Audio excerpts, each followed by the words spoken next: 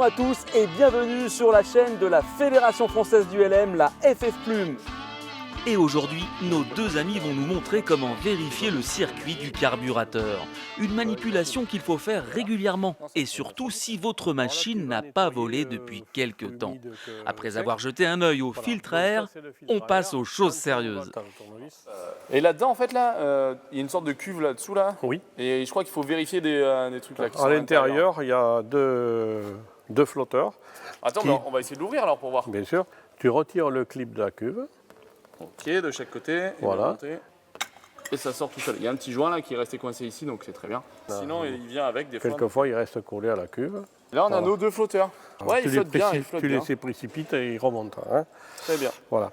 On regarde s'il n'y a pas d'impureté au fond de la cuve. Ah, il faut faire gaffe à ça, ouais. Donc on sort le flotteur pour avoir un visuel sur la cuve. Et on regarde maintenant dans le fond de la cuve si on n'a pas de particules d'eau ou de corps étrangers, quel qu'il soit. Le danger, si par exemple vous avez des petites particules de, je ne sais pas quoi, de durite, enfin de cochonnerie quelconque qui se promènent là-dedans, eh bien dans la partie centrale ici, que je montre avec le doigt, eh bien on peut avoir quelque chose qui flotte à moitié et qui va venir se coller ici sous le gicleur principal et le boucher, donc provoquer tout simplement l'arrêt du moteur. Bon ben voilà, maintenant tu peux remonter la cuve. Je fais le process inverse en fait par rapport à la C'est tout démontage simplement, pour la remettre, c'est l'inverse. J'ai mon joint qui est bien dedans. Donc, voilà, tout est en place, tu y vas. Je remets ma cuve doucement, j'applique.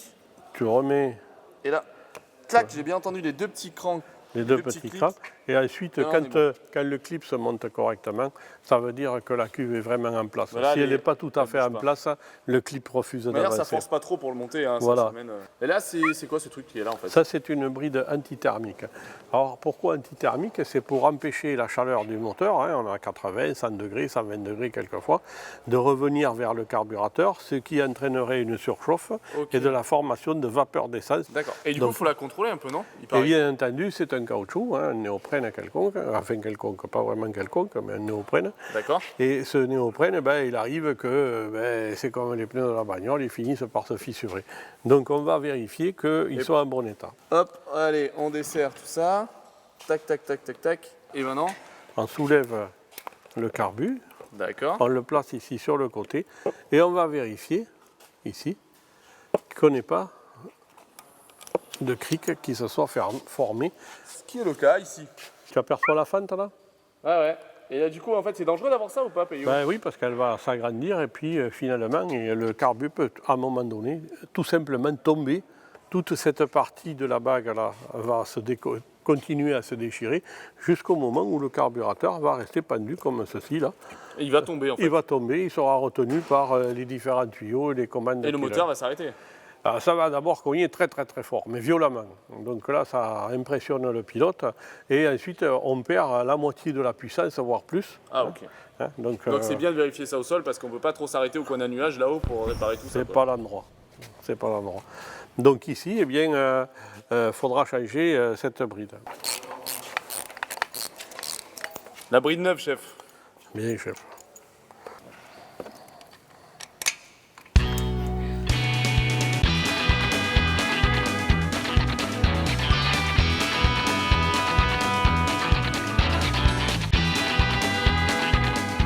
Le collier. Alors, mise en place du collier, du nouveau collier. Alors là, tu le mets en soulevant et il y est. On va resserrer tout ça jusqu'en butée. Voilà. Et là, c'est bon. Bon, mais Thomas, tu as vu comment ça se passe. Hein, c'est des remarques importantes, des choses importantes, puisqu'on a découvert une crique qui pouvait mener au tapis, donc il fallait le faire.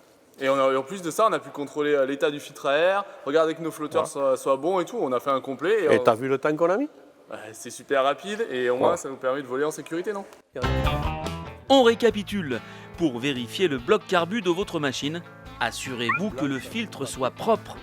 Vérifiez les flotteurs et la propreté de la cuve du carburateur. N'oubliez pas enfin la bride antithermique située entre le moteur et le carburateur. Et c'est valable pour toutes les classes du LM. Ne volez jamais en cas de doute. Contactez-nous ou renseignez-vous auprès de votre club. Voilà, c'est fini pour aujourd'hui. Retrouvez-nous sur les réseaux sociaux. À très bientôt sur la chaîne de la FF Plume. Et d'ici là, n'oubliez pas, N'oubliez pas, pour voler en toute liberté. voler en toute sécurité.